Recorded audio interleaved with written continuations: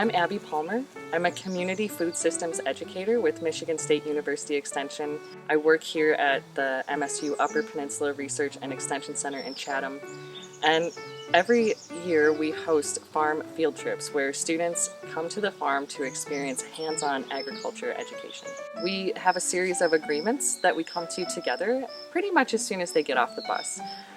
Their teachers have already prepared them for the idea that we're going on a field trip and we're going to be guests.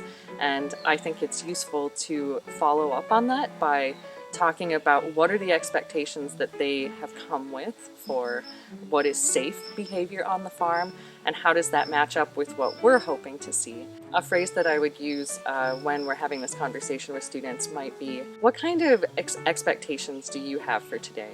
What kind of agreements can we come to about how we want to act on the farm? One of the things I've found is that being on a farm is very exciting. You're released from the school day, you are off the bus, and for middle and elementary school kids, doing a farm tour like I would do for adults would be difficult because there's a lot of information to deploy, but not a lot of active engagement. It's a lot of, me as the presenter expecting people to listen. However, I want students to see the breadth and depth of the research that we do here and all the different kinds of growing practices. So rather than leading a farm tour with me in the front and center, I hide Easter eggs with questions about each of the areas. So for instance, we get out into our vegetable production area outdoors, and by the broccoli is a little green plastic egg, just like an Easter egg, that has a question about what part of broccoli do we eat. It's the flower. So we can stop there and have a conversation about that, but students are able to, think about the egg hunt. That's what's moving them through the farm. We pause, we read the question together and discuss, and so rather than a continuous tour where I'm talking the whole time, it's sort of more bursts of engagement at different important locations. It's a funny rule, I heard it once, I don't know if it's true or not, but that the age of a student or the age of a person is connected to the number of minutes that they might remain paying attention. So the younger the students, the shorter the iterations of, say, our rotational activities.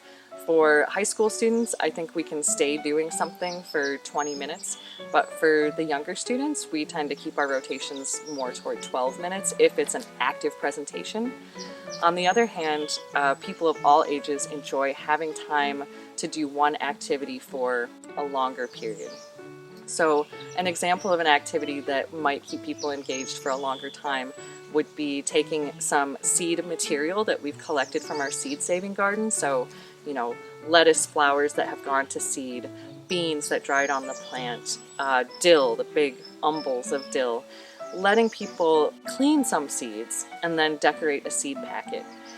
That's something where it's a process, it takes a little bit of time, but if you set up the space so that there's one area for seed cleaning and one area for decorating your seed packet, and you provide colored pencils, a lot of people of all ages will sit down and enjoy coloring and drawing and thinking about what their seeds are going to grow up and become.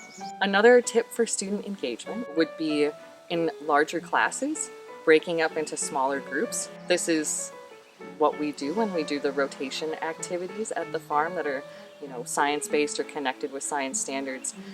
This means that you would need more people, more staff members, more volunteers, more bodies to help you manage those smaller groups.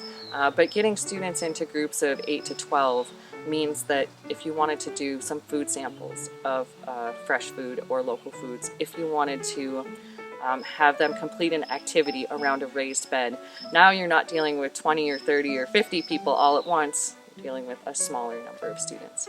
When it comes to choosing activities for students based on their age, I have found that it's possible to adapt many activities to be all ages, including adults.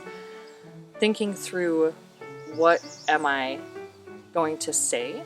What vocabulary am I going to use? Where do I want to start? How do I want to ask this question?